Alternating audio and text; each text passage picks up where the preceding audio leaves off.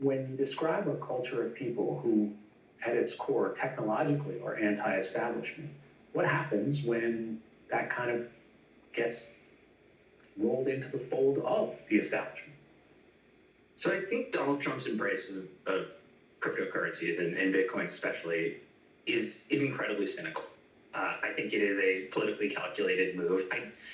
I don't think, judging from what I have heard in my own reporting, but also what I can kind of glean in general, I don't think that Donald Trump has a great understanding of the internal mechanics of Bitcoin, the idea that it is a sophisticated database technology that is distributed, all that stuff, right? I don't think he's paying strict attention to that or that he really cares that much about it. And I think the real reason is that cryptocurrencies and the people who like them are people who really do resist these institutional ideas, people who really feel that they're the same type of people who would want to drain the swamp, right? They're the same type of people who would cheer on Elon Musk and that idea of the Department of Government Efficiency. There is a ideological overlap to some degree, not fully, but to some degree with the MAGA platform, with this idea that banks are screwing you over or Wall Street is screwing you over,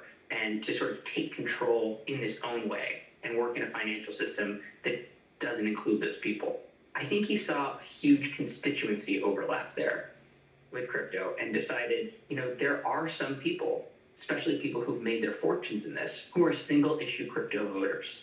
And in an election that is very close, in an election where, we're trying to win disaffected men, especially, I think he saw an opportunity there to speak to those people, to become the candidate for those people. And by virtue of that, I think he saw it as just a really good political play. The industry as a whole became an incredibly powerful force when it came to campaign contributions. Somewhere around, I want to say like $200 million went to support pro-crypto candidates. So how did that influence play out in this coming administration? It was really staggering to me as somebody who covers the technology industry pretty closely to take a bird's eye view and survey the political donation landscape and see crypto's impact in it. They, as a lobbying constituency, they put the most money in of any, advocacy group in the 2024 election. They backed a number of races and were incredibly successful. So we're talking, raising hundreds of millions of dollars, throwing that into the financial system in a really targeted way, right? They say that this was not partisan.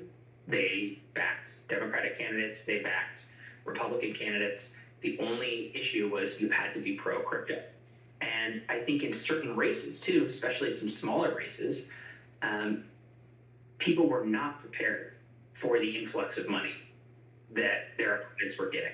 And so the crypto constituency was really powerful. It was a concerted effort by the industry in 2024, especially, to show their force, even more than getting the candidates, elected to office. That was a goal for sure. But another was just a show of force to say, we are a constituency that matters. Yes, you might not think, walking around through the world, that people who love cryptocurrencies and who want to see cryptocurrencies thrive, that they're a meaningful political constituency. But they put the money behind it to show that they are. You have a bunch of people who have made a lot of money over the past decade, in some cases billions of dollars off of Bitcoin and off of the cryptocurrency holdings. Again, they're not a meaningful constituency without that money, right? They're just people who believe in this, this type of financial system. But because they have some of this money, they threw it in the financial system. They got the guy elected who promised to do something, promised to make a prosperous future for Bitcoin. As a result, the price goes way up. I mean, I believe a year ago at this time, Bitcoin was hovering around $46,000 per coin. It's now well over $100,000 per coin. So the investment for those people has doubled since they put this political donation strategy into play. So those people now have even more money and even more influence and even more people trying to court them. I think what we're seeing here is this money influence flywheel that normally is actually really hard to see. I think we're seeing influence that's really naked, and we're seeing the ways in which these people spun money out of nothing, used it to create power, and the power is now making them more money. And it's a really interesting process to watch play out.